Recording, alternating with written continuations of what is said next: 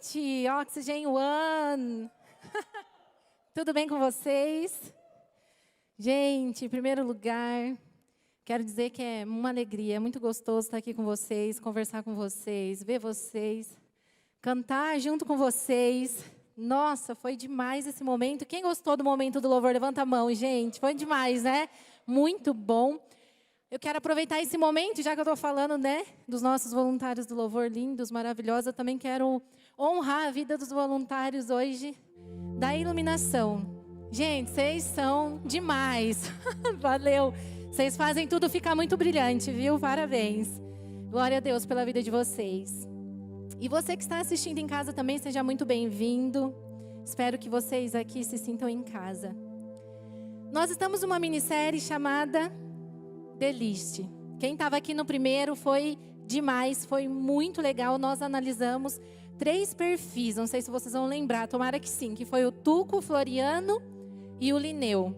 A gente recebeu assim uns feedbacks muito incríveis que vocês gostaram e a gente ficou assim muito feliz, gente. E eu tenho certeza que a mensagem de hoje também vai mexer muito com você. Então a gente vai para a nossa segunda parte dessa minissérie. E essa noite o Redton nos passou alguns novos nomes. E hoje nós vamos analisar 5 perfis de pessoas, 5 perfis diferentes. E eu quero que vocês prestem muita atenção e que vocês aí sejam muito sinceros quando vocês forem fazer essa análise comigo, tá? Que vocês possam mesmo ser verdadeiros, beleza? Então vamos lá. Presta atenção para você não perder nada. Primeiro, os nomes que nós vamos falar aqui, a princípio, são fictícios, tá bom? E depois, a gente vai conversar sobre quem foram eles na vida real. Então, vamos lá. O primeiro foi Abel. Ele era um camarada adulto, tinha um círculo de amigos muito restrito, porque o que ele fazia não era muito bem aceito pela sociedade. Ele era considerado um dos piores traidores da sua época. O que ele fazia não agradava nem um pouco o povo, a cultura, o pessoal que morava na cidade dele. O que ele fazia, gente? Ele cobrava impostos do povo. Mas não era um imposto justo. Era um imposto que era muito além do que era mandado e era cobrado de outros povos que comandavam ele, né, naquela época. Então você pensa se ele era um cara muito querido. Não era, né? Como que você acha que Abel, ele era visto? O que será que as pessoas falavam de Abel? Como será que ele era falado? Como será que as pessoas diziam dele? E como que você olharia para a vida dele? Será que ele merecia uma chance de ser uma pessoa diferente? Ou será que esse meio que ele vivia já tinha contaminado tanto ele que ele já não tinha mais chance? Já tinha aprendido mais coisas, já estava ali no meio mesmo, para ele não tinha mais chance. Mas, gente, o que será que ele fazia além desse trabalho? Como será que ele era? Será que ele era bom? De algumas coisas eu sei sobre Abel. Ele sabia falar 2 idiomas, escrevia muito bem e conhecia muito bem a cultura do seu povo. Mas e aí? Como que você veria Abel? A segunda pessoa, ela é a Malha. É uma mulher adulta, ganhava a vida saindo com vários homens, considerada totalmente sem valor pela sociedade, sem dignidade nenhuma. Ela era considerada uma pessoa indigna, sem direito a ter nada na vida dela. Sem escrúpulos, sem nada. Mas como será que ela era? Será que ela amava, se preocupava com a família, com os amigos? Como será que era ela? Será que ela cuidava de alguém? Será que ela se sentia bem internamente? Como será que era o coração de Amália? Como será que ela era por dentro? Além daquilo que ela fazia, além daquilo que ela era por fora. Como que você olharia Amália se ela entrasse por aquela porta hoje? O terceiro personagem é o Amadeu. Ele era um homem adulto, muito fiel a Deus, criado nos ensinamentos de Deus. Um homem que todo mundo olhava e falava assim, cara, olha que legal. Deus acompanha aquele cara ali, Deus está com ele. Muito abençoado, tinha tudo que ele queria, mas ele quis algo mais. E aí ele foi um traidor. Ele traiu o seu melhor amigo, casou com a mulher dele, mandou ele para morrer. Como que você falaria de Amadeu? Mentiroso? Hipócrita? Traíra? Safado? Sem vergonha? do que você chamaria Amadeu? Que escala você colocaria ele? Mas como será que ele era? Será que ele fez algo bom? Ou será que ele só fazia coisas ruins? Quais foram os feitos que ele fez? Além disso que ele cometeu. Será que ele fez coisas piores aos nossos olhos? Será que ele fez coisas boas? O que você falaria de Amadeu? Como é que você... que escala você colocaria ele? E se ele entrasse aqui, você ia falar com ele? Como será que você ia reagir? O quarto personagem é o Jorge, adulto, um cara mega inteligente. Nossa, um crânio, muito, mas muito inteligente. Ele era um dos caras mais ricos que existia. Ele ganhou a herança do pai dele, conseguiu fazer muito mais coisas do que ele tinha. E só que ele era um cara um pouco, vamos dizer assim, eclético assim, em relação às mulheres, né? Ele tinha 1000. Então, tipo assim, né? Ele não sabia qual escolher, então falou, vou ter 1000. E o que aconteceu com isso, gente? Gente, eu não estou falando 10, 12, 2, 1000. Chegou num determinado momento da vida dele. Gente, a gente que é mulher, a gente sabe que a gente influencia. Imagina 1000. Chegou num determinado momento que as mulheres influenciaram ele. E aí ele começou a fazer um monte de coisas que não condiziam com quem ele era, não condizia com quem ele acreditava, não fazia jus a tudo aquilo que ele sempre acreditou, aquilo que ele sempre falou e aquilo que ele sempre levava para a vida dele. O que você ia falar de Jorge? Político? Machista? Religioso? Chuchu, porque não tem gosto de nada. Onde que ele está, alguém fala alguma coisa, ele vai. Falso? Traidor? E como será que ele era como uma pessoa? Será que ele também fez algo bom ou não? Como que você ia olhar para ele? A nossa quinta pessoa é o Dom. O Dom, ele é um adulto muito, mas muito poderoso. Pensa num cara que ele podia fazer assim, o que ele quisesse. Ele mandava e desmandava. Ele recebeu boa educação, recebeu a fé dos seus pais, foi ensinado, mas quando ele cresceu, se tornou um cara que muitos de nós colocaria em último lugar na nossa escala, assim. A gente desprezaria ele totalmente. Ele abandonou a Deus, se rendeu a outros deuses. Numa determinada fase da vida dele, ele queimou o seu próprio filho como sacrifício a um desses deuses. E como que você olharia para ele? O que você ia falar dele? Assassino? Cruel? Psicopata? Louco? Você não merece estar nesse mundo? Você merece morrer? O que você acha que ele merecia? O que você acha que Dom merecia receber na vida dele? Seja sincero. Ele queimou o próprio filho, gente. O que ele merecia? Olhando essas 5 pessoas totalmente diferentes, eu tenho certeza que muitas coisas passaram pela sua cabeça enquanto eu estava falando aqui. Hipócrita, mentirosos, assassinos, perversos, traidores e por aí vai. Mas eles tinham algo em comum.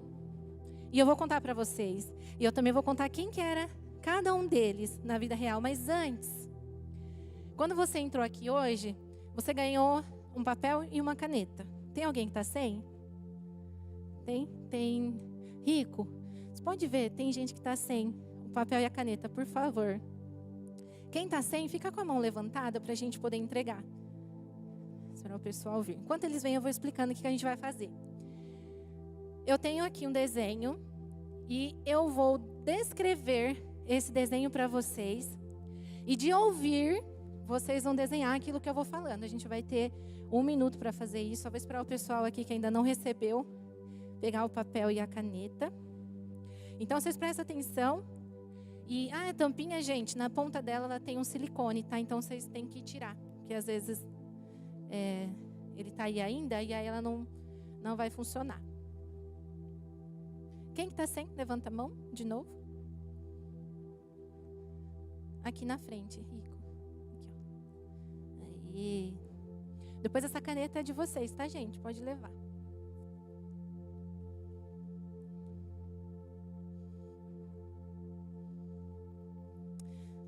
Beleza. Eu vou colocar agora aqui, o pessoal da produção vai colocar 1 minuto no telão e eu vou começar a descrever para vocês.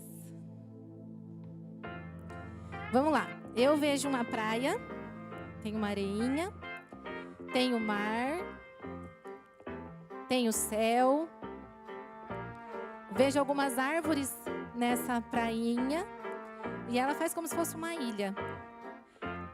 Daí eu vejo um deck que leva assim até essa ilha. Tem algumas coisas que parecem umas casinhas no fundo. Tem umas nuvens brancas, o céu tá bem azulzinho, o mar tá bem verdinho. O deck, ele é bem longo, bem comprido. Vai desenhando. Tem ainda mais de 17 segundos. O que mais? Tem um pouquinho de areia que vai entrando dentro do mar.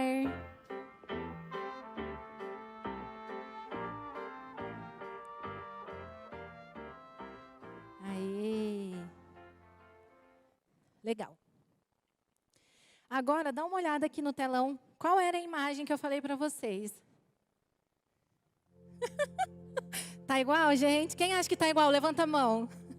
Nossa, ninguém, gente. Ninguém. Nossa, mas eu descrevi tão certinho, gente. E aí, as cores? Estão iguais? Não, né? Por quê? Eu falei algumas cores, não falei todas. Vocês não tinham lápis de cor. Eu falei aquilo que eu estava vendo, vocês escreveram aquilo que vocês estavam entendendo. E aí, depois, quem quiser dar o desenho, tá? Vou dar uma nota, brincando. Mas a questão aqui, gente, eu fiz essa brincadeira com vocês para mostrar duas coisas. Primeiro, você nunca pode conhecer ninguém de fato só de ouvir falar.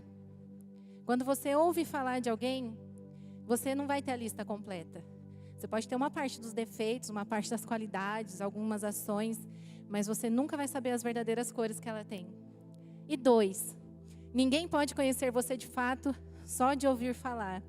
As pessoas podem ter um vislumbre de quem você é, mas não saberão de fato quem você é. Quais são as suas cores? O que realmente se passa no seu coração? Quem você realmente é? A lista pode ser o mais perfeita possível. Eu falei tudo que tinha ali, mas vocês nunca conseguiriam imaginar essa foto. Porque aquilo que você ouve, você vai entender de acordo com aquilo que você pode. Mas aí você fala assim, tá, tudo bem, que legal, dinâmica boa, legal, vou guardar no meu coração, mas por que você vai falar disso agora? O que tem a ver com aquelas 5 pessoas que a gente falou? O que tem a ver comigo? O que tem a ver com você? Então vamos lá, vamos por partes. Primeiro a gente vai revelar quem são aquelas pessoas. Depois a gente volta nessa dinâmica. A primeira pessoa, que é Abel, traidor do seu povo, lembra que cobrava impostos? Sabe quem ele era? Mateus. Esse Mateus mesmo, está pensando, discípulo de Jesus. Provavelmente, né, foi ele mesmo quem escreveu os livros o Evangelho de Mateus na Bíblia. E nossa, deve pensar assim, nossa, era Mateus, eita, né? Começou boa essa lista. E tem algo sobre ele que eu não falei. Ele escrevia muito bem. Além dele saber idiomas, a cultura do seu povo, ele escrevia muito bem. Guarda Mateus na cabeça de vocês, daqui a pouco a gente volta nele também. A segunda pessoa, Amália, sabe quem que era ela? A prostituta Raabe. Depois lá que o povo estava no deserto, 40 anos, né, Josué pegou os espias e falou assim, vai lá ver as terras, inclusive Jericó, ver como que as terras são, porque eles queriam pegar o domínio dessa terra para ele.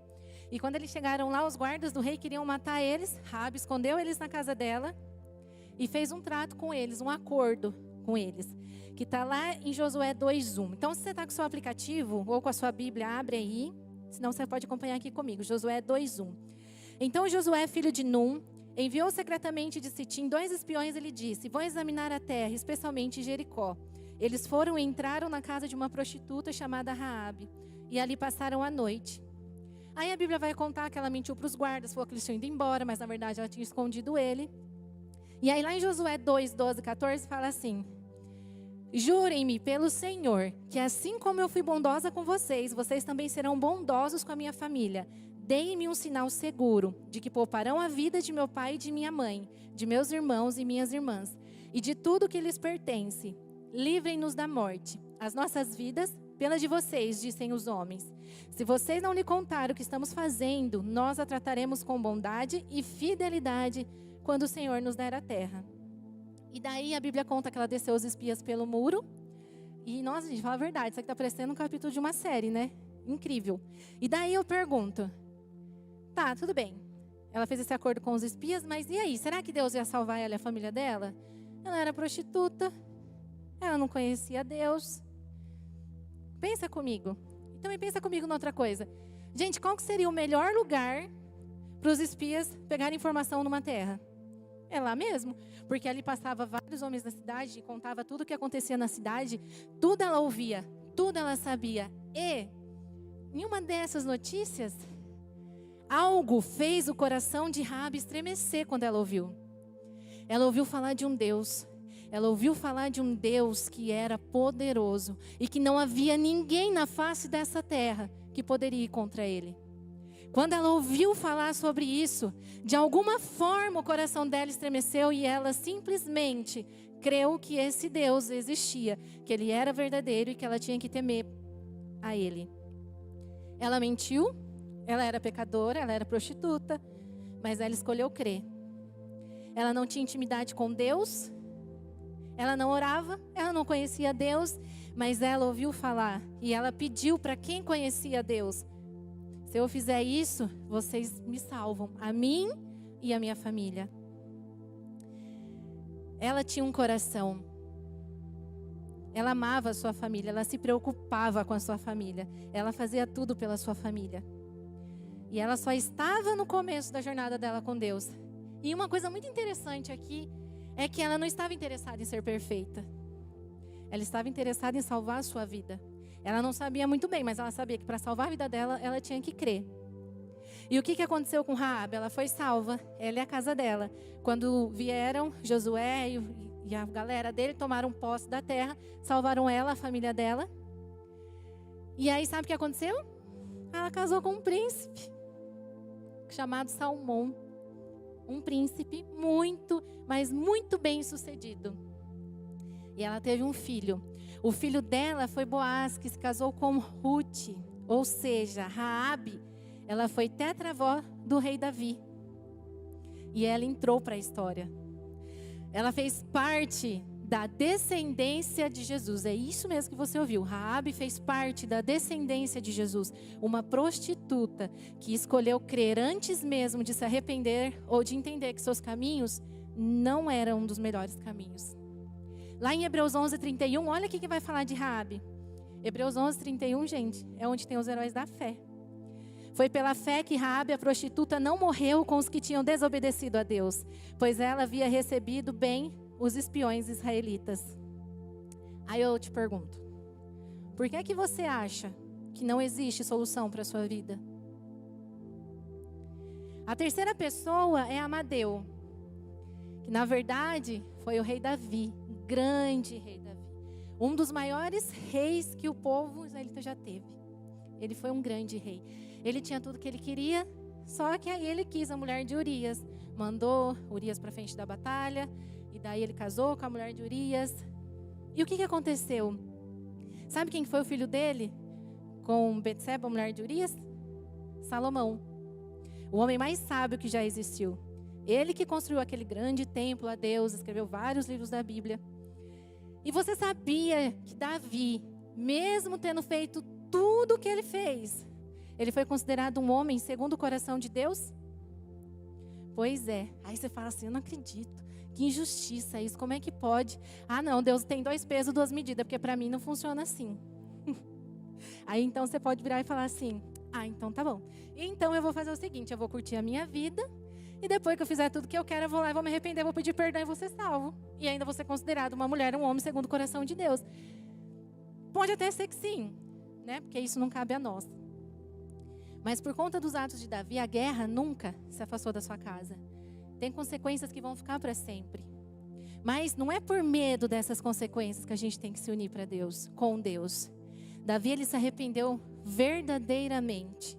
Ele viveu o arrependimento. Os atos dele impediram ele de construir o grande templo de Deus. Mas ele foi perdoado, ele foi purificado, ele foi limpo e foi considerado um homem segundo o coração de Deus. Quando a gente fica longe de Deus, a gente nunca vai ganhar nada. A gente só perde. A gente só perde. E o que eu fico assim ainda mais impressionada, gente, é que Davi entrou também para a descendência de Jesus. E Davi também está lá em Hebreus 11, na galeria de heróis da fé. Você, presta atenção nessa frase que eu vou te falar agora. É uma frase, mas é verdade, e você já deve ter ouvido, mas vamos ouvir mais uma vez. Você não é o que você faz de errado. Você é o que você faz depois que você erra.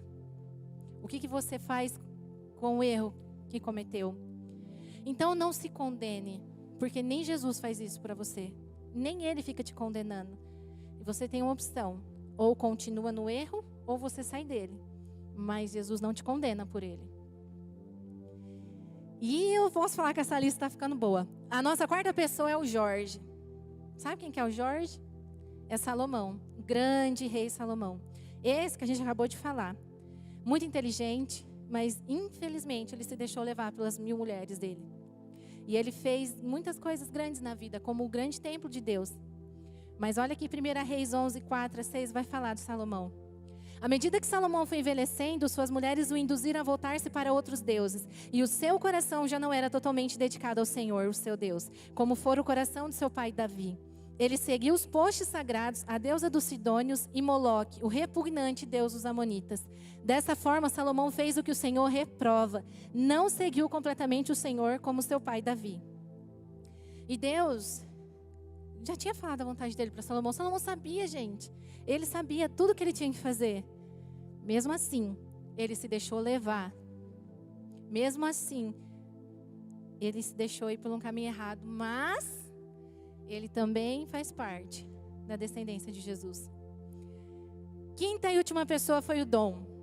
Lembra? Aquele que queimou o filho vivo? Na vida real ele foi o rei Manassés. 2 Reis 21:4 fala o seguinte: ele fez o que o Senhor reprova, imitando as práticas detestáveis das nações que o Senhor havia expulsado de diante dos israelitas.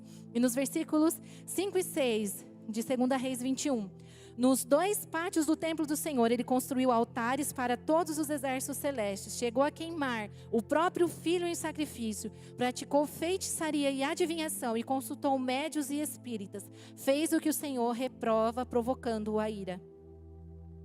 E mesmo depois de tudo isso, você acredita que ele faz parte da descendência de Jesus? Que o nome dele está lá em Mateus 1? Você acredita nisso? Então, naquele tempo, quando Manassés ele fez tantas crueldades, Deus permitiu que ele fosse capturado. E nesse tempo que ele foi capturado pelo inimigo dele, a Bíblia fala que ele teve uma mudança de coração. 2 Crônicas 33:10 vai falar assim: o Senhor falou a Manassés e a seu povo, mas não lhe deram atenção. Por isso o Senhor enviou contra eles os comandantes do exército do rei da Síria, os quais prenderam Manassés, colocaram-lhe um gancho no nariz e algemas de bronze e o levaram para a Babilônia. Em sua angústia, ele buscou o favor do Senhor, o seu Deus, e humilhou-se muito diante de Deus, dos seus antepassados. Quando ele orou, o Senhor o ouviu e atendeu o seu pedido, de forma que o trouxe de volta a Jerusalém e a seu reino, e assim Manassés reconheceu que o Senhor é Deus. Ô, gente, eu não sei vocês, mas quando eu olho para a vida de Manassés, eu vejo que, cara, ele cometeu tantas barbaridades, tantas coisas ruins. E quando ele orou e se humilhou e se angustiou diante de Deus, o que aconteceu? Deus perdoou. E uma coisa só me vem à mente, eu falo assim: Deus, que amor é esse? Que amor é esse? Aí você pode falar assim: ah, é lógico, né, gente, que se arrependeu. Na hora de passar pelo perrengue, até eu me arrependeria e voltaria meu coração para Deus. Quantas vezes você passou por perrengue na sua vida, por situações difíceis, mas ao invés de voltar o coração para Deus, você xingou e blasfemou e falou mal de Deus? Então não é tão simples assim. Da mesma forma, a gente passa pelas situações difíceis na nossa vida, que não foram nem um pouco boas. Aquela situação que você fala assim: nossa, Deus do céu, Deus deve estar do outro lado, né? Porque não é possível. Mas tudo isso foi necessário para que o seu coração voltasse para Deus. Da mesma forma, a gente também pode aproveitar essa situação. Quantas vezes não fomos eu e você jogado no chão falando assim: Deus, por que o Senhor não me ouve? Deus, por que o Senhor permite que eu estou passando por isso? Eu não aguento mais. Cadê o Senhor? Por que o Senhor permite sempre isso? Deus, eu errei, me perdoa. Deus, cadê o Senhor? Quantas vezes eu e você fizemos o que Manassés fez? e fomos perdoados. Quantas vezes Jesus veio ao nosso encontro? E sabe de uma coisa? Manassés também fez parte da descendência de Jesus. O nome dele está lá em Mateus, no 1º capítulo. E, gente, olha para mim, não precisa ter vergonha de falar. Eu falo. Eu já pulei várias vezes aquela genealogia de Mateus 1, eu tenho certeza que vocês já pularam também. Porque você fala, ai, quanto nome, parece um trava-língua, né? Mas das últimas vezes que eu estava lendo esse capítulo, cara, Deus ministrou tanto no meu coração, quando eu li aqueles nomes, e eu via todas aquelas coisas, aquelas pessoas, e tudo aquilo, e eu falava assim, nossa, tem esperança para mim. Tem esperança para mim, porque eu sou como eles, você é como eles. Então nós deveríamos ler aquilo falando assim, Deus, obrigada por cada nome que está escrito aqui.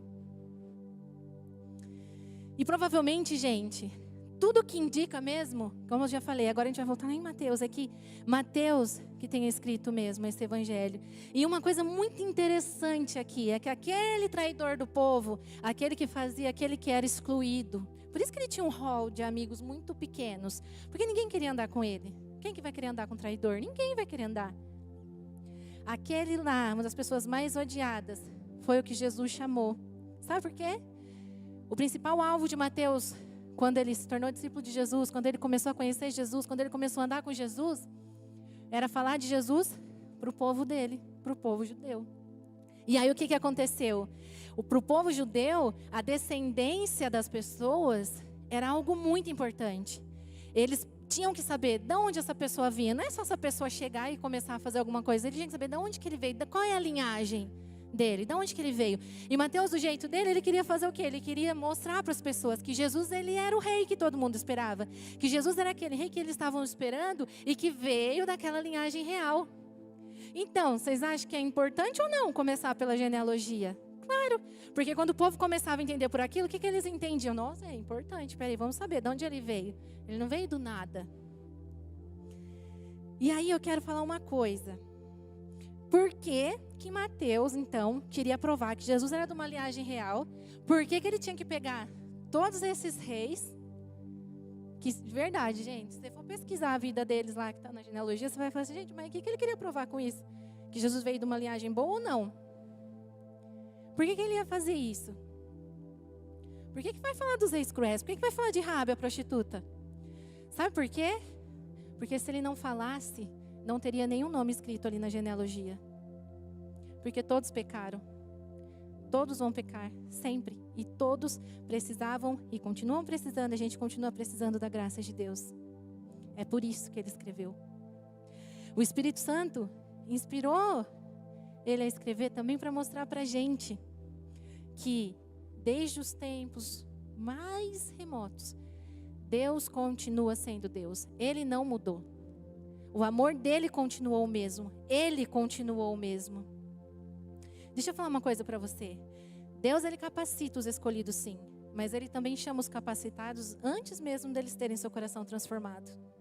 Sabe por quê? Porque quem colocou a capacidade dentro de cada um foi ele. Você pode reconhecer ou não, mas quem te deu a capacidade que você tem, as qualidades que você tem, tudo que você tem dentro de você, foi Deus. E o fato de você reconhecer ou não, não faz isso diferente. Porque foi ele que te deu. O que a gente faz com isso é minha escolha, é sua escolha. Mas quem colocou foi ele. E hoje, esse Deus chama você da forma como você tá. Porque ele não precisa que você seja perfeito. Ele só precisa que você entenda que foi ele que colocou, que fez você exatamente do jeito que você é.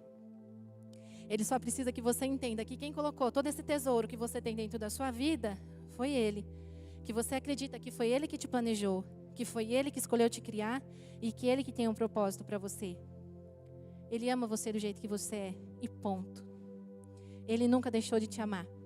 E ele nunca deixou de estar ao seu lado. E ele nunca deixou de ter um propósito para você. O fato de muitas vezes você não estar vivendo o propósito que Deus escolheu para você, não significa que ele não tenha mais.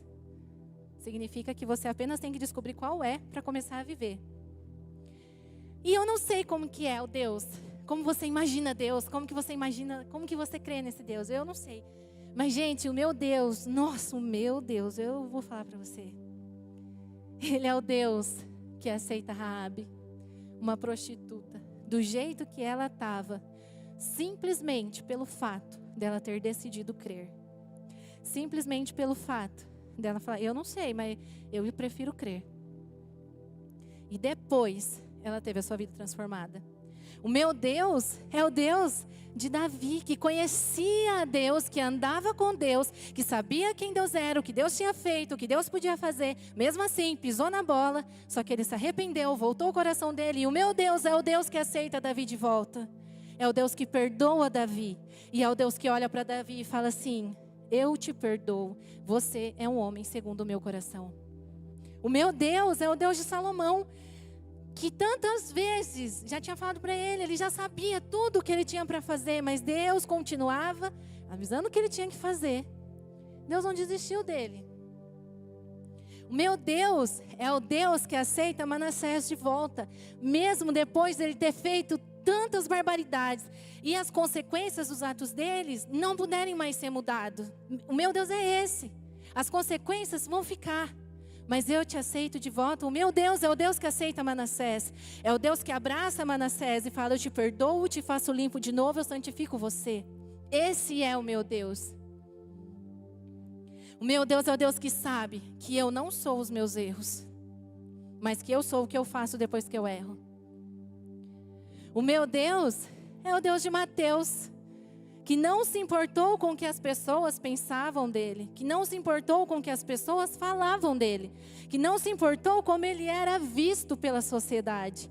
Mas o meu Deus é o Deus que chama Mateus e depois transforma a vida dele. O meu Deus é o Jesus que me ama, que me chama todos os dias, que sabe exatamente o que eu penso, o que eu faço, os meus erros, as minhas incapacidades, os meus defeitos, as minhas fraquezas, tudo aquilo que eu preciso melhorar, sabe, de cor salteado. O meu Deus é o Deus que me chamou mesmo quando eu nem sabia direito quem Ele era. Ele já estava me aceitando, Ele já estava me chamando e Ele já estava me abraçando. Esse Deus, esse Jesus é o mesmo Jesus que hoje está aqui, está chamando você. Ele que te trouxe aqui hoje. Foi por isso que você veio. Ele desejou que você estivesse aqui. É esse Jesus que sabe tudo o que você fez, tudo o que você faz e ainda assim quer estar com você todos os dias da sua vida. Todos os dias. O meu Jesus é esse Jesus que não se importam com o que as pessoas falam, pensam de você, porque Ele sabe quem de fato você realmente é. E é isso que importa para Ele, não o que você faz. Ele não está nem aí se você é perfeito. Ele só quer saber se você crê. Ah, é. Porque quando você crê, gente, quando a gente crê, quando você crê, nada vai parar você. Porque eu tenho certeza que quando você põe uma coisa na sua cabeça, você vai atrás, você faz até você conseguir.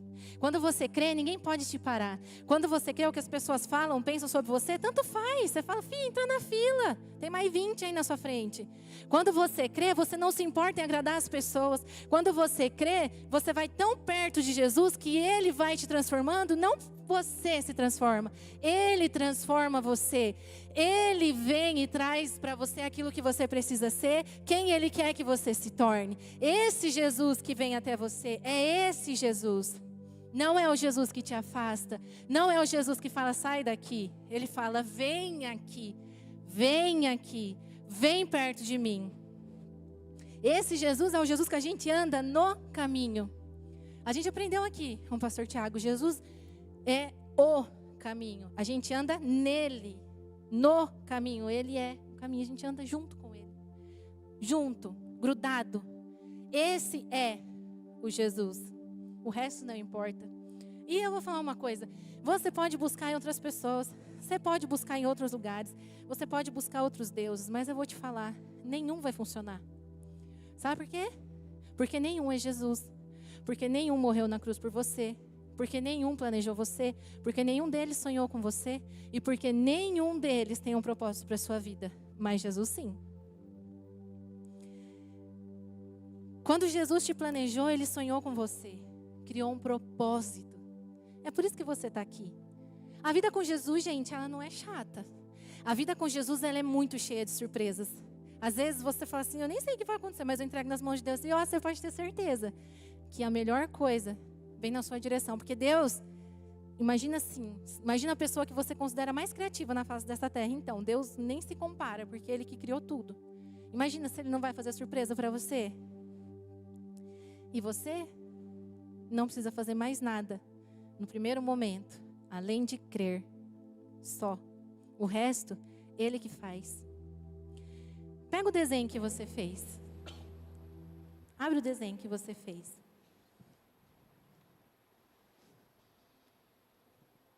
Agora, olha aqui para o telão. Põe no telão de novo. E esse aqui é como Deus olha você. Perfeito. Como Ele planejou, como Ele quis. Isso aí é como você se vê. Limitado. Com as informações que você tem sobre você. Mas isso aqui é como Deus olha você. Perfeito. Completo. Amado. Perdoado. Limpo. É assim que Jesus enxerga você. Feche os seus olhos.